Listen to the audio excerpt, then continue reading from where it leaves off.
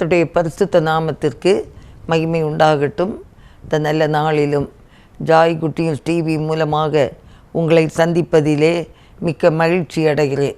இந்த உயிர்மீட்சி நேரம் வழியாக இந்த செய்தியை கொடுக்க தேவன் தந்த கிருபைக்காக கர்த்தரை நான் அதிகமாய் துதிக்கிறேன், ஸ்தோத்திரிக்கிறேன். கிறிஸ்துக்கள் அன்பானவர்களே, உங்கள் யாவருக்கும் என் அன்பு வாழ்த்துக்களை நான் கூறிக்கொள்கிறேன். இந்த ஊழியங்களுக்காக பாரத்தோடு ஜெபியுங்கள். கர்த்தர் உங்களை நிச்சயமாக ஆசீர்வதிப்பார். ஏனென்றால் இந்த செய்திகள் வாட்ஸ்அப் மூலமாக, யூடியூப் மூலமாக பல இடங்களுக்கு கடந்து செல்லும்போது அநேகருக்கு வாழ்க்கையில் அது பிரயோஜனம் உண்டாகும். ஆகையினால நம்ம ஜெபிக்கும்போது ஆண்டவரை ஒரு முறை கூட அறியாதவங்க கூட இந்த செய்திகளை கேட்கும்போது அவங்க ரட்சிப்புக்கு ஏதுவாக காணப்படும். அது ஜெபித்த எல்லாருக்கும் பயனளிக்கக்கூடியதாக இருக்கும். இந்த நேரத்தில் உத்தம ஞாயிறுங்கிற தலைப்பில் நான் செய்தியை கொடுக்க விரும்புகிறேன். ஆதாரமாக எடுத்துக்கொண்ட வேத பகுதி 2 நாளாகமம் 19ஆம் அதிகாரம் 11ஆம் வசனத்தின் கடைசி பகுதி. உத்தமனுக்கு கர்த்தர் துணை என்றார். அன்பானவர்களே, உத்தமமாய் நடக்கிற பிள்ளைகளுக்கு கர்த்தர் துணையாக இருக்கிறார். அது இந்த யோசபாத்துடைய காலத்திலே அவருக்கேற்ற ஒரு வசனமாய் காணப்படுகிறது.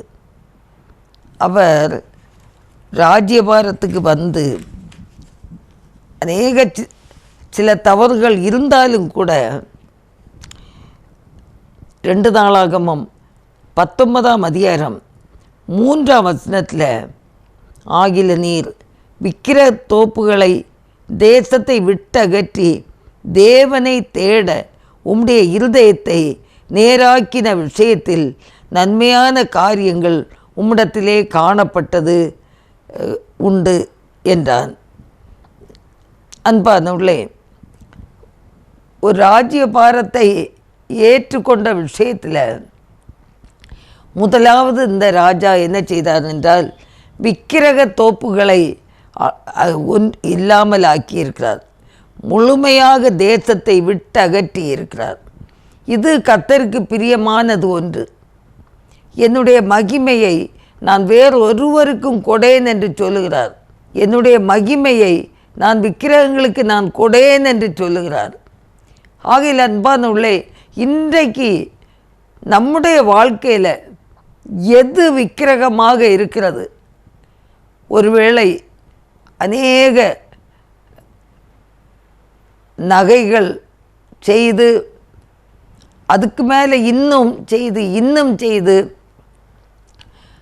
அதுக்கு ஒரு அடிமைத்தனம். எந்த ஒரு காரியத்தில் நம்ம அடிமைத்தனமாக இருந்தோன்னா அது விக்கிரகம்தான். விக்கிரகத்தை மதிக்கிறது போல தான். பொருளாசை எல்லா தீமைக்கும் வேறாக இருக்கிறது.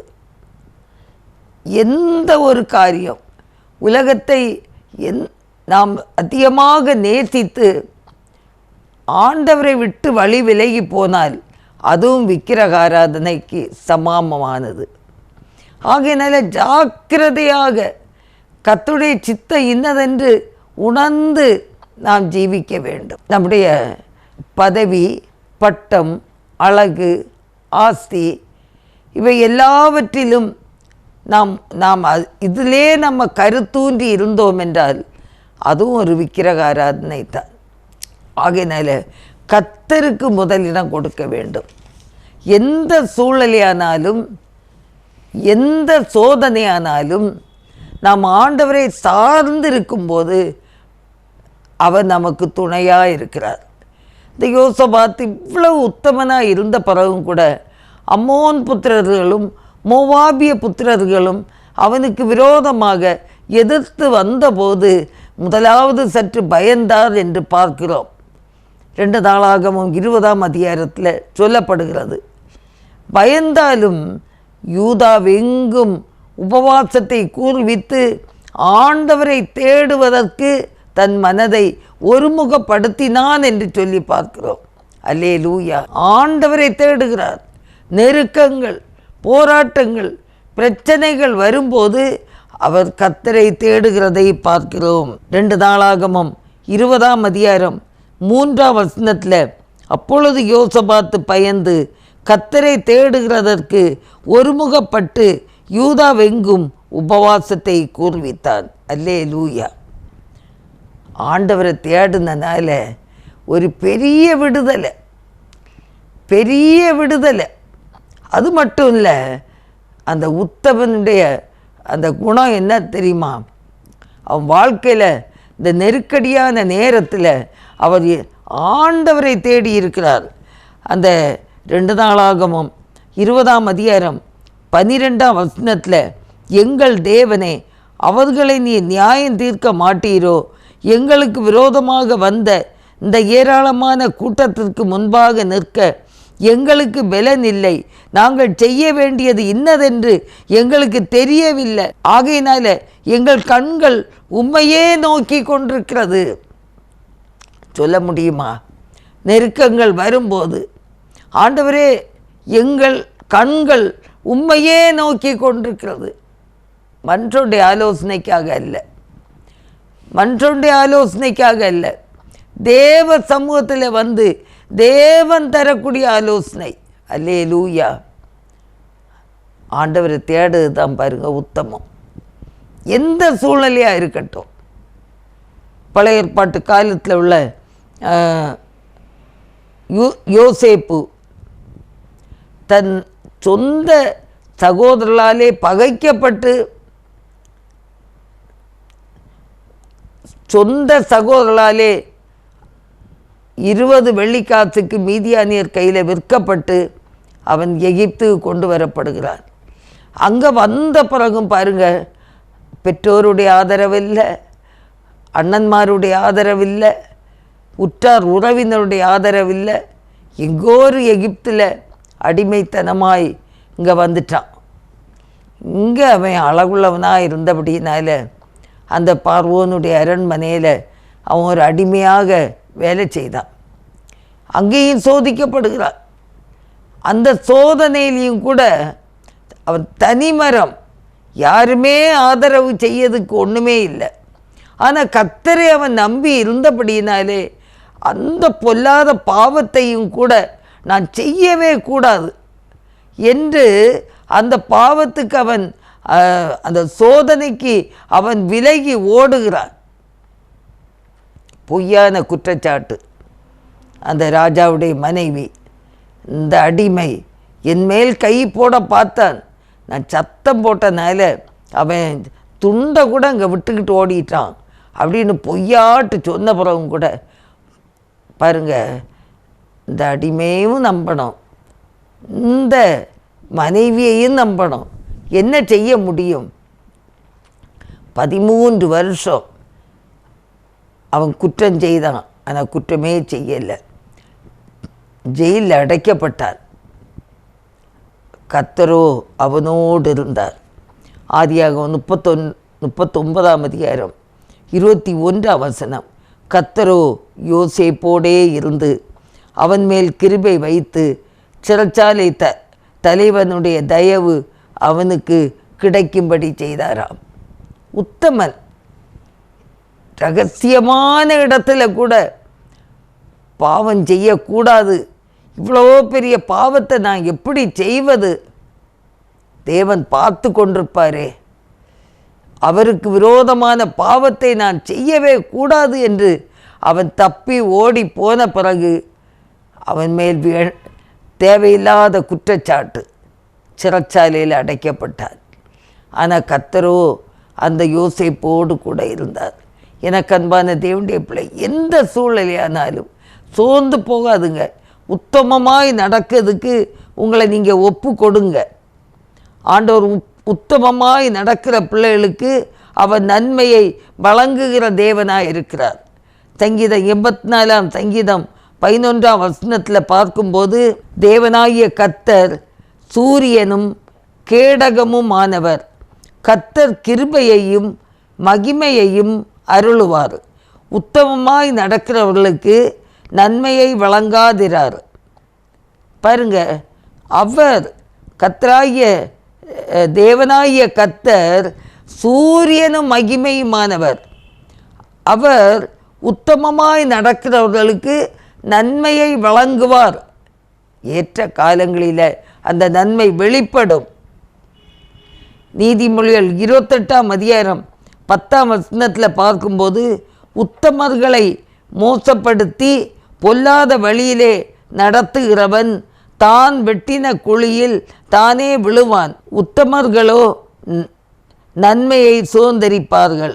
அல்லேலூயா. உத்தமர்கள் நன்மையை சுதந்தரிப்பார்கள். எந்த ஒரு காலத்துக்கும் எந்த ஒன்றுக்கும் ஒரு காலம் உண்டு இல்லையா? விதைகளை நடுகிறோம், அது கசப்பு கனி கொடுக்குதா இல்லை இனிப்பான கனி தான் கொடுக்குதான்ட்டு அந்த மரம் வளர்ந்து அது பூத்து காய்த்து அது வரும்போது தான் தெரியும். அது புளிக்குதா, அது கசக்குமா, அது இனிக்குமா.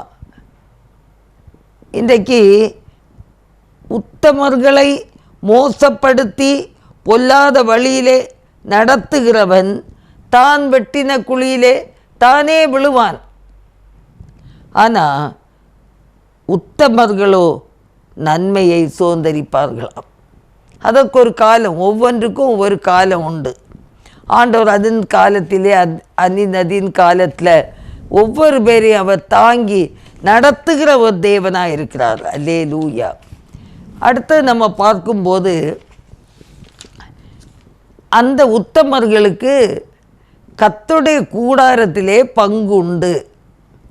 சங்கீதம் 15 1-2 பார்க்கும்போது, கர்த்தாவே, யார் உம்முடைய கூடாரத்தில் தங்குவான்?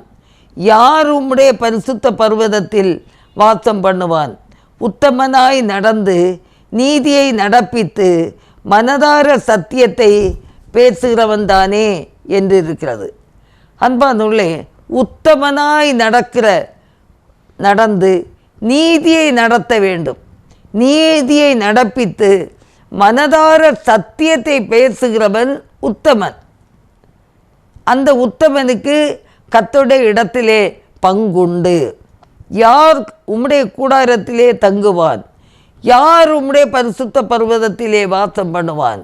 யார் உத்தமமாய் நடக்கணும், அவங்களுக்கு தான் அவருடைய ராஜ்யத்தில் பங்கு.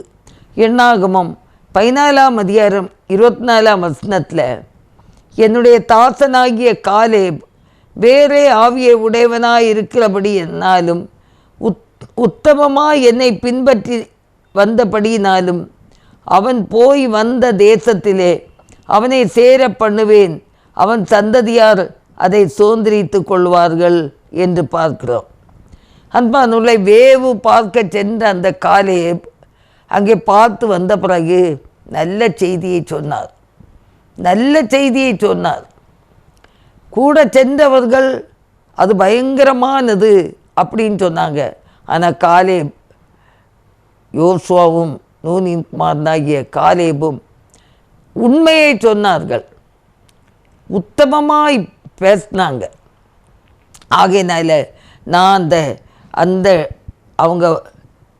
அந்த தேசத்திலே, அவன் போய் வந்த தேசத்திலே, அவன் பார்வையிட்டு வந்தானே அந்த கானான் தேசத்தை நான் சுதந்திரிக்க பண்ணுவேன் என்று சொன்னார். அவங்க சுதந்திரித்தார்கள். உத்தமமாய் நடக்கிற பிள்ளைகள் நிச்சயமாக தேவனை தரிசிப்பார்கள்.